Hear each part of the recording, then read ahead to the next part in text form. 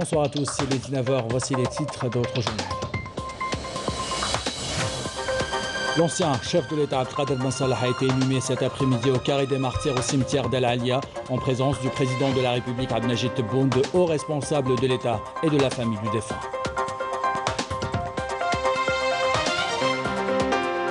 Les députés du Conseil de la Nation donnent le feu vert au gouvernement pour entamer son plan d'action, un plan qui vise à regagner la confiance du citoyen et engager des réformes structurelles pour développer l'économie nationale.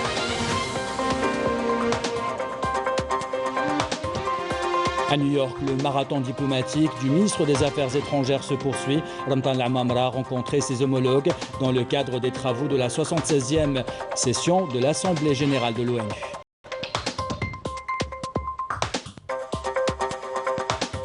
Nous irons à Tara vous parler d'une activité juteuse, la transformation de la tomate industrielle. Les investisseurs voient grand, ils comptent quadrupler la production et attaquer le marché de l'exportation vers les pays africains.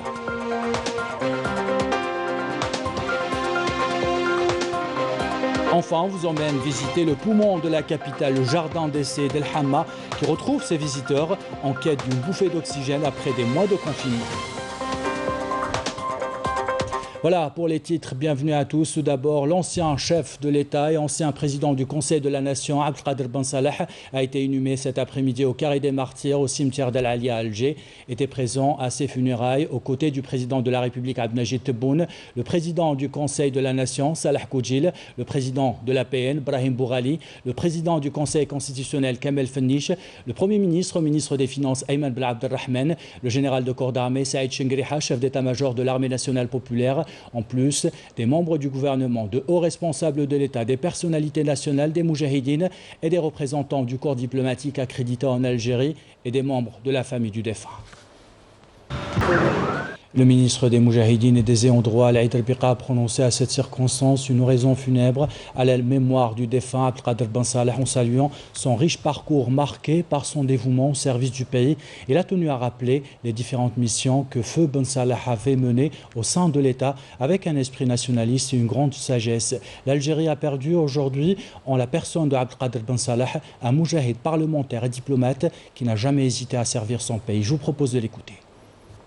أيها الفقيد سي عبد القادر بن صالح، أيها المجاهد عضو جيش التحرير الوطني، أيها الإعلامي، أيها البرلماني والدبلوماسي والسياسي ورجل الدولة، ها أنت إلى جوار رب العزة تلتحق بإخوانك المجاهدين الذين سبقوك. من المؤمنين رجال صدقوا ما عاهدوا الله عليه، فمنهم من قضى نحبه ومنهم من ينتظر وما بدلوا تبديلا. صدق الله العظيم. تغادر هذه الدنيا الفانية ويبقى مسارك الحافل بالعطاء الوطني وتقديم حظ الوطن على حظ النفس، والشواهد على تفانيك في خدمة وطنك أوسع من أن تختزلها الكلمات. لقد شاءت لك مسيرة حياتك بنبض الوطن، فما إن وضعت الثورة المباركة أوزارها حتى مضيت في تحمل مهام ومسؤوليات في مراحل صعبة وأوقات استثنائية عز فيها المضحون. نقف في هذا الموقف المهيب وقفة إجلال وإكبار على روح المجاهد سي عبد القادر بن صالح وكل رفاقه الذين قضوا نحبهم من المجاهدين وإخوانه ممن نالوا شرف الشهادة من أجل أن تحيا الجزائر حرة مستقلة. وبشر الصابرين الذين إذا أصابتهم مصيبة قالوا إنا لله وإنا إليه راجعون. Voilà pour cette page consacrée à l'enterrement de l'ancien chef de l'État, Abdelkader Ben Salah, inna lillahi wa inna ilayhi raji'un. Je l'ai annoncé dans les titres, les députés du Conseil de la Nation ont voté le plan d'action du gouvernement, un plan d'action qui vise à regagner la confiance du citoyen et engager des réformes structurelles pour développer l'économie nationale. Les détails avec Nesrine Ben Saïdi. Voté à l'unanimité par les membres du Conseil de la Nation et à la majorité par les membres de l'Assemblée populaire nationale. La mise en application du plan d'action du gouvernement est désormais en marche. Une adoption qui intervient après de longs débats et négociations dont le leitmotiv et le cœur était avant tout l'intérêt du citoyen. Ce programme qui, selon le Premier ministre, ministre des Finances, Ayman Ben Abdelrahman, permettra au pays d'amorcer un véritable décollage vers l'édification d'une Algérie nouvelle. Lors de la présentation du plan d'action devant les membres du Conseil de la Nation, Ayman Ben Abdelrahman a fait savoir que ce plan est la ligne directrice de l'action du gouvernement portant des priorités à réaliser car élaboré suite à un diagnostic minutieux et une vision prospective basée sur l'examen des développements précédents tenant compte des mutations accélérées que connaît le monde ainsi que la situation politique et socio-économique du pays. Les membres de l'Assemblée populaire nationale ont salué la vision globale du plan d'action du gouvernement en affirmant qu'il abordait différents secteurs et propose plusieurs réformes ambitieuses, notamment pour une économie diversifiée fondée sur la production de la richesse et la création d'emplois.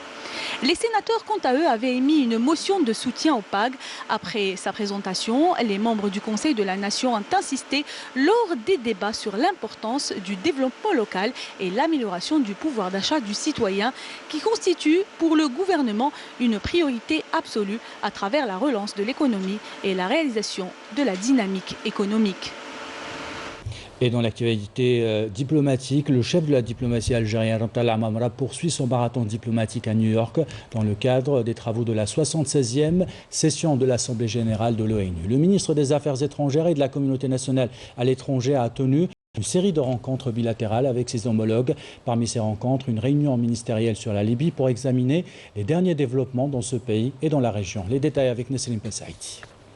Le ministre des Affaires étrangères et de la communauté nationale à l'étranger, Ramtan Lamamra, a participé à plusieurs réunions de haut niveau et a rencontré plusieurs de ses homologues en marge de l'Assemblée générale de l'ONU. L'ouverture s'est faite avec la tenue d'une réunion ministérielle sur la Libye en vue d'examiner les derniers développements de la situation. La participation de Lamamra à cette réunion s'inscrit dans le cadre des efforts consentis par la diplomatie algérienne pour trouver une solution politique et pacifique à la crise, loin de toute forme d'ingérence étrangère.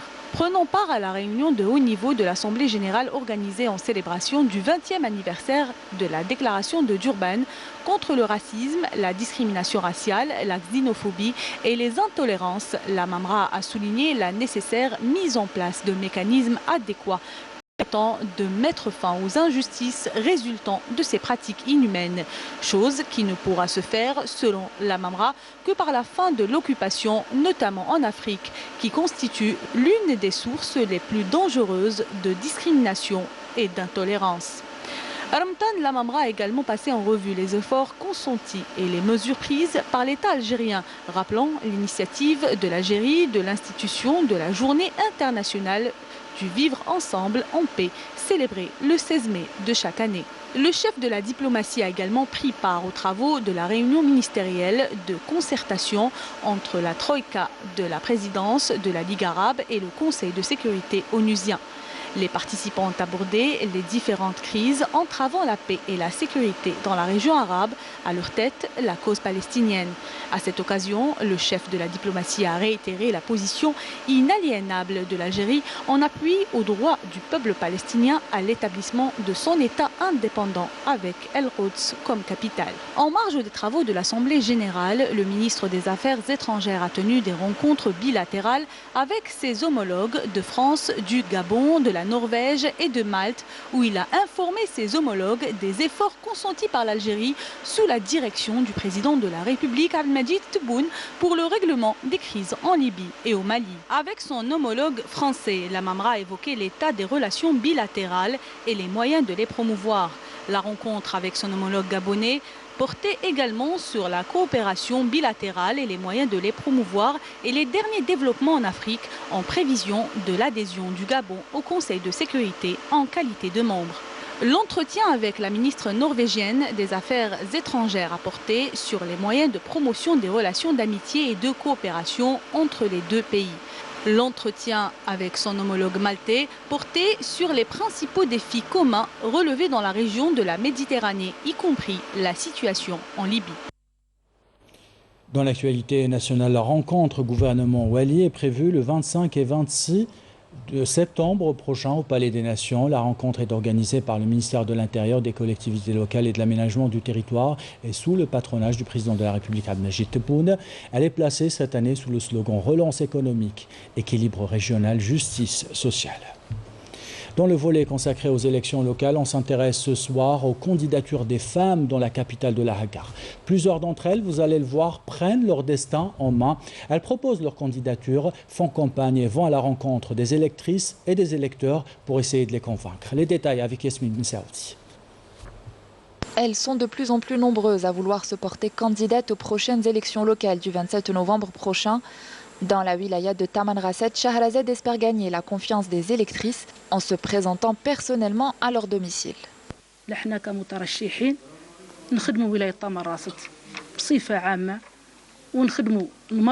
Nous avons beaucoup de projets pour la wilaya de Tamanrasset ainsi qu'un programme dédié spécialement à la femme du Hogar. Nous les encourageons à participer aux prochaines échéances et élire le candidat de leur choix. La femme algérienne est une femme forte qui a autant de droits que de devoirs. C'est à travers ses déplacements quartier par quartier que Shahrazad tente d'obtenir les signatures qui lui permettront de présenter sa candidature. J'appelle les jeunes à participer massivement à ces élections. Les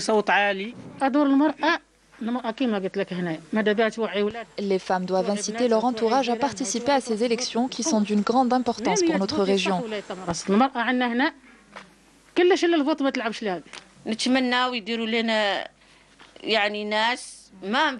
Nous espérons que cette fois-ci, les bonnes personnes soient élues, qu'ils ne nous fassent pas de fausses promesses, comme leurs prédécesseurs.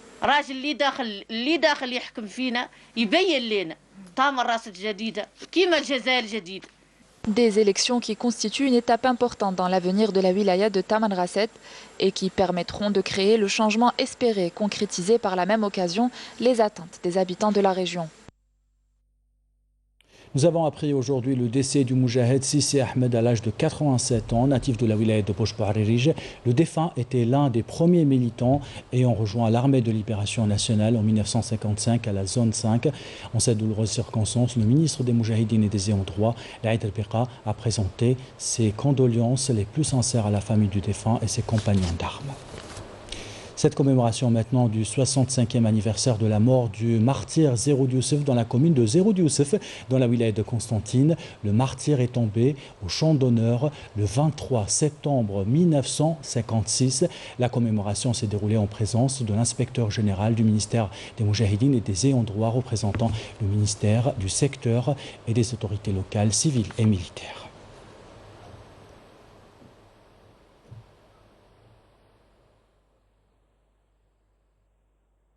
Le dossier de ce journal concerne la transformation de la tomate industrielle dans la wilaya de Taraf. Une activité juteuse car en effet l'unité que notre équipe a visitée produit 300 000 boîtes par jour. Les investisseurs voient déjà grand et comptent augmenter leur production dans leur business model. Une étude de marché d'exportation vers des pays comme la Libye, la Tunisie, la Mauritanie ou encore le Niger. Reportage sur place signé Saïd Mayouf. En matière d'agroalimentaire, la transformation de la tomate industrielle tire à sa fin pour cette campagne dans la wilaya de Taraf. L'unité Cara de transformation, une des 6 opérationnelles dans la wilaya, produit actuellement 300 000 boîtes jour et les perspectives sont encore plus ambitieuses. On veille toujours pour produire des produits sains, conformes et surtout de très bonne qualité. Pendant cette saison, on est arrivé à une production de 300 000 boîtes par jour, soit de tomates, soit de piment, soit de la confiture, c'est la même chose. Donc tout ce qui est produit fini, on a atteindre un objectif de 300 000 boîtes par jour. On a une deuxième extension pour quadrupler la quantité de transformation et pour arriver à une quantité de 3200 tonnes par jour, Inch'Allah. Avec un outil performant et une création de postes d'emploi de l'ordre de 120 ouvriers permanents et une centaine de saisonniers, cette unité entend se tourner prochainement vers les marchés étrangers après satisfaction du marché national. Au début, on a fait les pays africains. Bien sûr, on a la certification parce que les stade de certification. On est certifié dans le HACCP. ومازال نسيت ان شاء الله نديروا لا 22000 ديجا البروجي تاعها اون كور بربي ان شاء الله نبداو باللي بي افريكا كيما لا موريتاني لا ليبي لا تونيزي ومن بعديك ان شاء الله وانا نخافوا عندنا مام مارشي في النيجر وهذوما كل عندنا ديجا مارشي معاهم. Cette wilaya est dotée de 6 unités de transformation fonctionnelles sur un total de 8. Avec une capacité qui dépasse les 9000 tonnes jour. Alors, la production transformée cette année a dépassé les 2 250 quintaux. Les superficies et les productions ne cessent d'augmenter d'année en année. كنا نديروا les 2000-3000 hectares an. L'année passée درنا 5000 hectares. هذا العام on est à 5300 hectares. Avec une production qui a dépassé, Inch'Allah, les 5000 quintaux. Dans cette unité de shot commune de Ben Guidi, différents tests sont effectués au quotidien. La qualité du produit reste de mise. L'analyse physico-chimique, tomate. درنا قسنا البريكس pH بريكس de tomate pH ou l'acidité. Avec des superficies en nette croissance au fil des ans et des techniques culturales bien maîtrisées, la wilaya de Taraf entend garder son titre de choix en matière de tomates industrielles au niveau national. Voilà, pour ce reportage, on fait le point maintenant, comme chaque jour, sur la situation sanitaire en Algérie. 161 nouveaux cas confirmés de coronavirus ont été enregistrés ces dernières 24 heures, 139 guérisons et 9 décès selon le ministère de la Santé. Et à propos de vaccination, cette information, le ministre de la Santé, Abdelrahman Ben Bouzid, a annoncé aujourd'hui que 50% des catégories concernées par la vaccination contre le Covid-19 ont bénéficié de cette campagne, soit près de 10 millions de personnes sur un total de 20 millions d'habitants. C'était lors d'une réunion avec les ministres de l'enseignement supérieur, de la recherche scientifique, de l'éducation nationale, de la formation et de l'enseignement professionnel, de la jeunesse et des sports. Et en effet, cette pandémie, vous le savez, a créé beaucoup de complications, notamment pour les travailleurs affiliés à la Caisse de sécurité sociale. Vu les conditions exceptionnelles que nous vivons, le ministère du Travail a décidé de supprimer les pénalités de retard de paiement de cotisation. Les chefs d'entreprise applaudissent la décision et se projettent déjà dans une dynamique de recrutement. L'exemple de la wilaya de Béchar, commentaire Yasmine Messaoudi. La situation sanitaire engendrée par la pandémie de Covid-19 a lourdement impacté les activités des opérateurs économiques, commerçants et autres activités libérales. À l'instar des autres wilayas, les employeurs bécharis ont été exonérés des pénalités de retard d'acquittement des cotisations à la Caisse nationale d'assurance sociale des salariés. Je suis venue m'informer davantage quant à l'exonération des pénalités de la CNAS. C'est une mesure destinée à nous encourager à recruter davantage car le Covid a vraiment impacté nos activités. C'est une mesure qui a pour but d'exonérer les opérateurs économiques mais aussi de leur réattribuer tous les avantages qui concernent les mesures d'encouragement et la promotion de l'emploi. Les entreprises peuvent reprendre leurs activités initiales.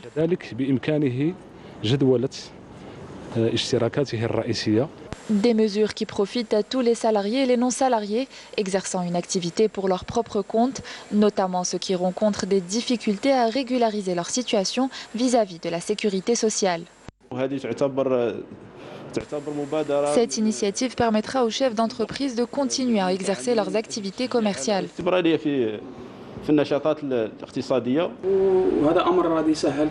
Cette initiative facilitera considérablement le travail des chefs d'entreprise. Pour rappel, ces mesures exceptionnelles s'inscrivent dans le cadre des efforts de l'État visant à accompagner et aider les opérateurs économiques à surmonter les répercussions de la pandémie et leur permettre de contribuer efficacement à la concrétisation du programme de relance économique.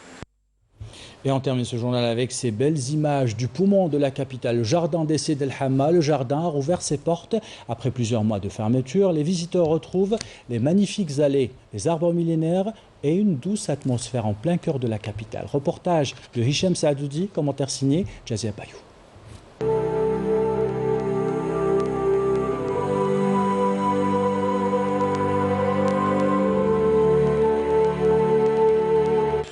Classé parmi les 10 plus beaux jardins au monde.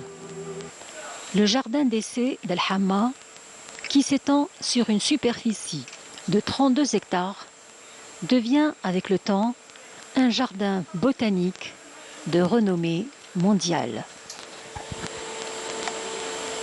شجر اللبخ باللغة العربية فيكوس ريتوزا الاسم العلمي تاع هذا النوع تاع الشجر. Nous sommes devant le ficus, un arbre qui attire de nombreux visiteurs pour ses drôles de racines ventilées. En 1929, les premières scènes du film Tarzan ont été tournées ici.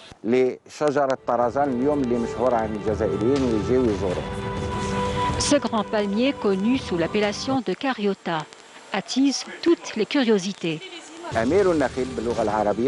Il s'agit là du prince des palmiers, connu sous l'appellation de Cariota.